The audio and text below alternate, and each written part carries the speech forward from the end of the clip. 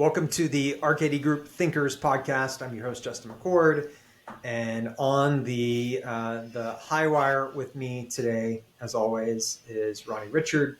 That is the first of many circusy, acrobatic-y, gymnastic-y references that you'll hear as a part of this episode. Ronnie, tell us about our guest.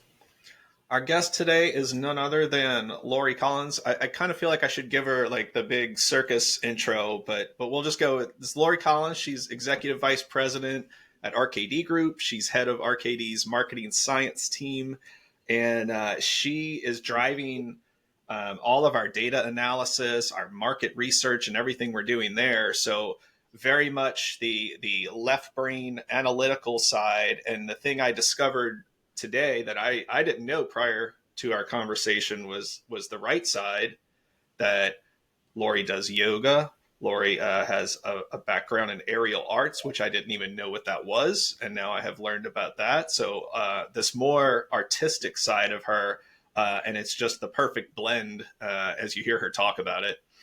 Yeah, we get into the idea of applied math. And so I think that so often I have heard nonprofit leaders talk about, we did this research, and then I'll ask them, like, well, tell me about the research, and then it's a binder on the shelf, and it used to be a literal binder. Now it's a PDF on a server somewhere, but it sits. And so Lori's passion and her expertise at bringing to life the insights and the findings from research and analysis are really unmatched. And so we get into that as a part of the episode. We get into some current day stats and the reality around those stats of making sense of what's happening in philanthropy. And we spend a fair amount of time talking about the aerial arts. So a few great reasons to stick around and enjoy the rest of this conversation featuring Lori Collins of RKD Group on the Thinkers podcast. Okay, Lori. When did your passion for yoga start?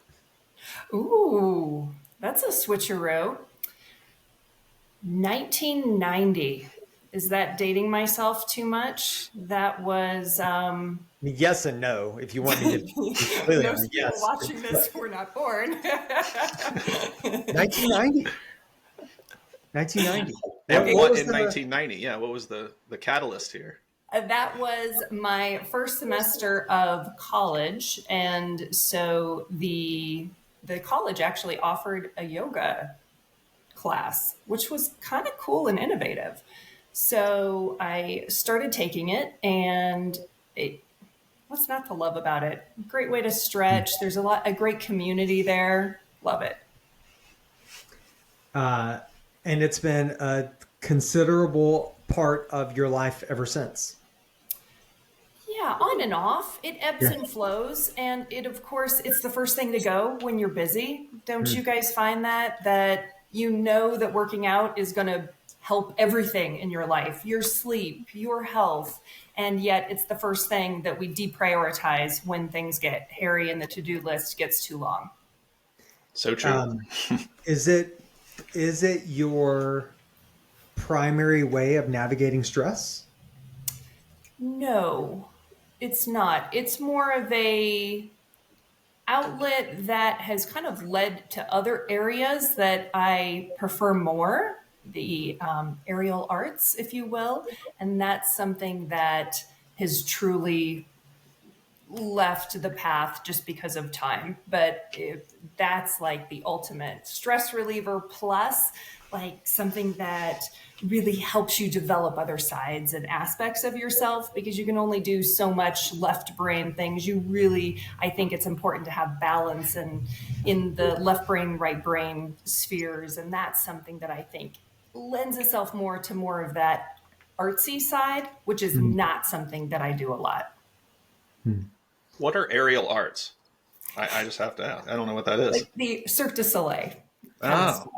So back in the day, I took up aerial silks, which is a phenomenal way to get in shape. Lots of times people take their first class, Ronnie, and they say, oh, you know what? I'm going to come back to this when I'm in better shape. But it's actually the opposite. You get in better shape by doing it. And the first time you maybe can take 2 steps up, climbing 2 steps on the aerial fabric, and you get really defeated. And then the next week you're like, I came to the top of a 20-foot ceiling and it felt so good. And so you do it again. And before you know it, you're in great shape and you're learning all these new artistic ways of movement, which again is not something that's not a muscle that I flex, literally and figuratively. Where does one go to find this fabric? Like, is it a studio? Is it just like a warehouse? Are you going to Montreal to the search It's Michael's. headquarters? They go to Michael's. Like, in your garage, you've got a 20-foot ceiling, and you think like, where does one go? Literally all of the above. Literally all of the above. There's official aerial studios. A lot of them tend to be in warehouses because you need really, really tall ceilings, right? And I've been to New York City and checked out their aerial studios, which have terrifyingly high. I think it was like a 40-foot ceiling. And it's just, you've got this mat that, let's be real, it's not going to do a thing if you were to have an accident. Yeah. And and then it's a whole underground community as well. So once you're in it, you kind of like, oh, hey, so-and-so has an aerial rig. And at my last place, I actually had the architect put in an aerial rig in my loft. And so it wasn't overly high, but you could practice the strength moves and the conditioning and all of that. So 4 years ago, I lost that when I moved and haven't been back, which is a bummer. Okay, so that is the right brain side, right? Like the yoga, the aerial arts, the creativity coming out there.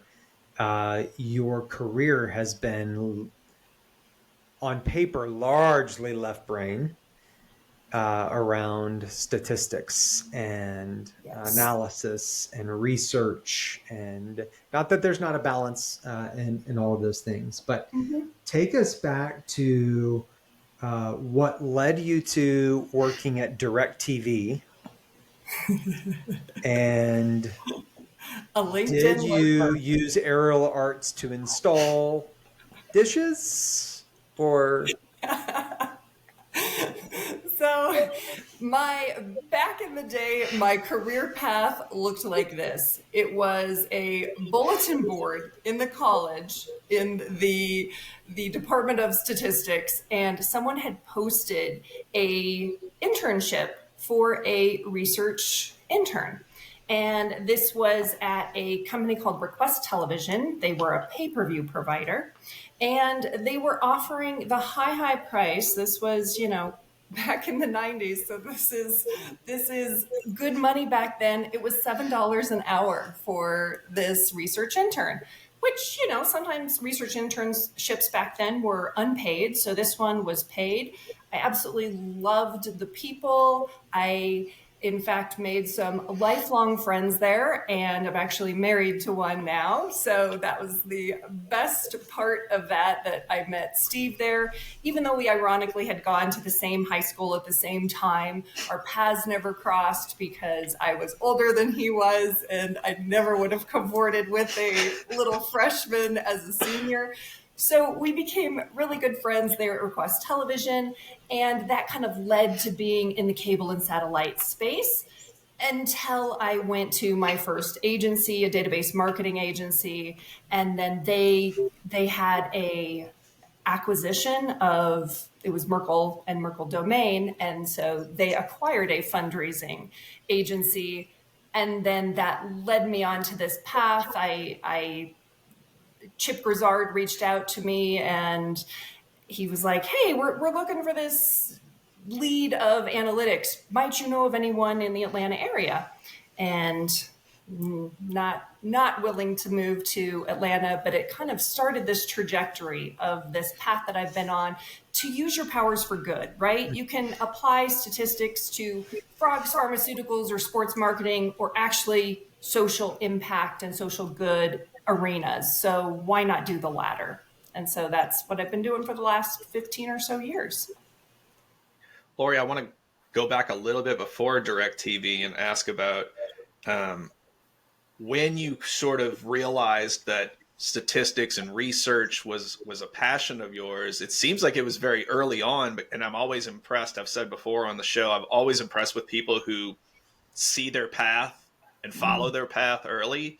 And it seems like, I mean, you graduated a degree in psychology with an emphasis on statistics and research design, and Yep. you knew what you wanted to do, where, you know, other people, they kind of takes them a little bit to find their path. When did you, were Yeah. you taking notes of stats of as a kid, and when did you first discover that? Yeah, great question, Ronnie. In freshman year of college, I took a lot of statistics classes and I took them through the math department as well as psychology. And something that I was rather shocked about was that stats classes through the social sciences, such as psych, are much, much more stringent. So, my professor for stats in psychology was you need to not only memorize the formulas, speak to the formulas, use your calculator for this, like the old fashioned calculator, not even on a computer, and tell me why these formulas work and what they're doing to the data transformations.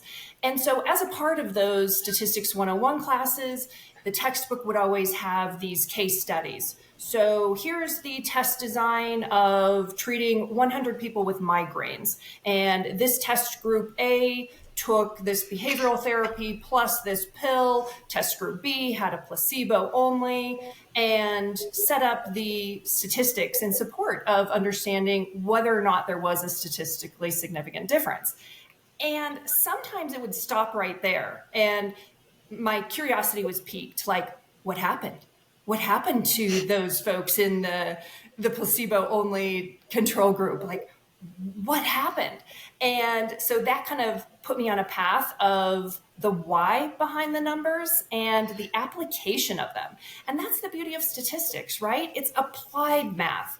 Truth be told, I hate theoretical math. I'm not good at theoretical math, but put it in the realm of statistics and applied math, and then that's a game changer because it has so many applications to the modern world, understanding the modern world, impacting the modern world, and then measuring what happened as a result of that.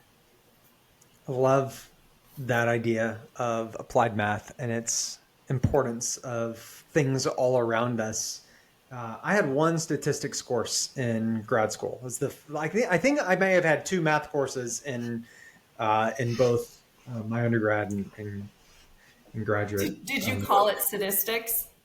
Oh, absolutely. But it was more of just I'm going to lean in with the Mark Twain quote of, you know, there are lies, damned lies, and then there's statistics, right? Do you know that was actually former British Prime Minister Benjamin Disraeli that said that, not Mark Twain? No. Yeah. Yeah. Don't you take away my Twain quotes. just properly source it and you're all good. Because Okay, there can be, you know, three kinds of lies. If you massage the data long enough, you can get it to say anything you want, right? And that's what, through transparency and the right statistics at the right time, it's almost like the marketing message. We want to give the right message to the right person at the right time. You want to do the same thing with statistics. Yeah. And with research in general, right? Understanding the context around it. Yeah. So you go down this road of like you happen into social impact. Yeah. Right through your time at agencies, and then it kind of snowballs, and you go deeper and deeper and deeper. At what point in that snowball did you decide this is where, as you have said, this is where I want to use my superpowers? Was there a moment? Was there a season? Was there a project? What was it that at what point did you find yourself realizing this is the lean in that that I want in life. Yeah. So when Chip Grizzard recruited me and I was interviewing with the legendary Perry Moore, Chip Grizzard, and all of those folks, it just quickly became a familial environment, right? It's just, there's something about it. And maybe it was the juxtaposition. One of the last verticals I supported in my database marketing days for the commercial side was big pharma. And I got a taste of it and I was just like, ick, Yeah. they do a lot. It's without controversy that they do so much good in the world, but just the environment of working with the pharma culture, it can be very cutthroat, very demoralizing. And here in this space, we're making an impact in our own little ways of making the world a better place. Yeah. Like, why wouldn't you want to do that? Yeah. Right. And it was also like that switch came about in like 2010, 2011. And so you would have been also, as people are getting a little back on their feet from the impact of the Great Recession. And just before you had some transformative work in email in particular that like came about, like a new sort of digital surge came about in 2012. And so there's this kind of window where you came into that space full time. That is a great moment to look back and say, yes, it was like right in this threshold. So yeah. You've also then taken in the last 15 years, and you've taken that a step further in that you have some regular pulses on giving that you have maintained. Yeah, exactly. And brought over the marketing science RKD barometer, which we do quarterly.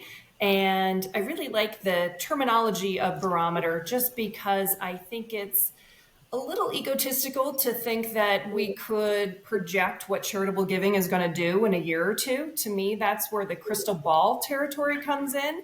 And it's probably just as accurate as a crystal ball when we try and project out, simply because we have so many unknowns, not only volatility within the economy, we've got things that we are beyond our control, pandemics, disasters, and we know that all of them provide incentives for giving and charitable giving, and they impact it in very different ways. So 2020, 2021 were record years for charitable giving, and you wouldn't have thought that they would have been because look at how many people were impacted employment-wise during the pandemic. So those that could give did, and gave at very high levels. And that's sometimes a little hard to predict, especially without any precedent on it. As we're recording this today, our mid-year benchmark reports are being sent out to clients and to across the industry. Talk us through a little bit about what are you seeing right now? What do the benchmarks tell us? And combined with the barometer, what's sort of the state of giving? Because we're coming up on Q4 and year end. People want to know. Exactly. I love it. So there's a lot of continuation of the theme, of course, of fewer donors giving more. I recall pre-pandemic talking about this, broaching the topic that it's not about donor replacement, it's about revenue replacement and replenishment, right? So we kind of had this shift pre-pandemic, and then we pushed pause on the fewer donors giving more. And all of a sudden, acquisition was actually making money in its first year, remember? And it was like, what a change. And slowly the pendulum is coming back. We are certainly looking at fewer donors giving more. However, I think that those opportunities still exist to lean into those higher ROI, higher LTV or long-term value channels so that we can really ensure that the long-term viability and sustainability of programs are driven by, of course, major, relational, mid-level, sustaining, digital, etc. These are all tactics that have higher LTV, higher ROI, and I think that we have to lean into the trends. We can fight them all we want, but at the end of the day, there is a growing wealth disparity in the US. It actually started back in the 80s and it is continued. And I think that it's got a two speed of growth. I've heard it said in terms of the wealthiest demographics are getting wealthier, and to a lesser extent, some of the poorer households are losing some of the ground that they had received in the last few years post pandemic. So you've certainly got this return to the fewer donors giving more, but what is the why behind it? When we look at donor sentiment research and donor check-ins, I know that the biggest barrier to charitable giving is actually the affordability bit. Those that don't give, and about half of US adults don't give charitably, and that's because they believe that they truly cannot afford it. And that makes a lot of sense, because when you look at that 50% percentile, we know that about 95, I think it's 97.5% of the wealth is in the top 50%. So where does that leave the bottom 50%? It's only at about 2.5%, which of course they're struggling with being able to give charitably. So when we look at the why behind that, it kind of gives more context to this adage that we throw around a lot, which is fewer donors giving more. Let's lean into where we can and where the money is and fish where the fish are, basically. Golly, there's so many different places to go with this conversation. So one, Ronnie, do you know what a barometer does? Measures pressure, right? Look at you. It does. Study weather a little bit. It's imminent. The reason I like it is because a barometer, it tells us what's around the corner. It doesn't tell us what's beyond the next hill, right?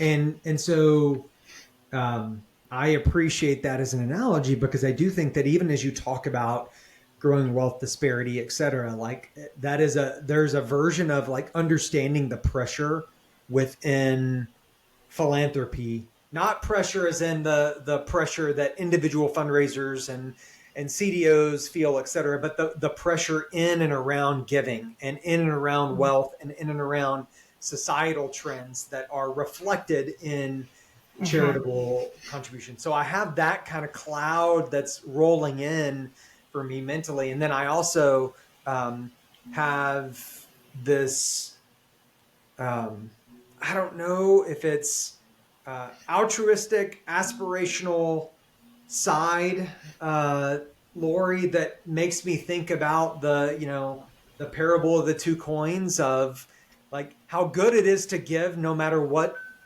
the amount is. And for us as fundraisers and like the tension that we have in fundraising around focusing on those with the higher wealth, but then we know there's the psychological benefit of giving anything.